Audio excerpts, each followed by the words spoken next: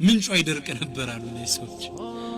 እሱን ያሙት እየሰደቡት ነው ይሄን እንደ ቀልድ ተናግረው ነው ሰዎች እያወሩ ወደ ነብዩ ሰለላሁ ዐለይሂ ወሰለም ሲመጡ ነብዩ ሰለላሁ ዐለይሂ ወሰለም ትክብለው አዩዋቸውና ምን ነው አፋችሁ ላይ ቆራጣ ስጋዎች ያለው ሰው ያ ረሱላህ ስጋ የተገንቱ ምን በለው አጠና አይደለም እንደ ቅድም ወደ እርሶ ቤት ትንሽ ቢበላል ብለን ይላከለ አሃ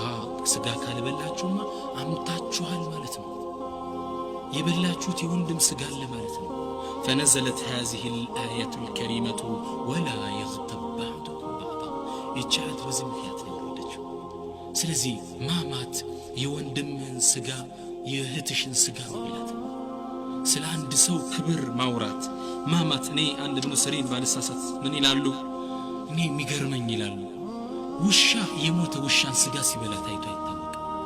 አይደለም እንደ እህቶች ወንድሞች አይበላም እኮ ድመት የሞተን ድመት ስጋ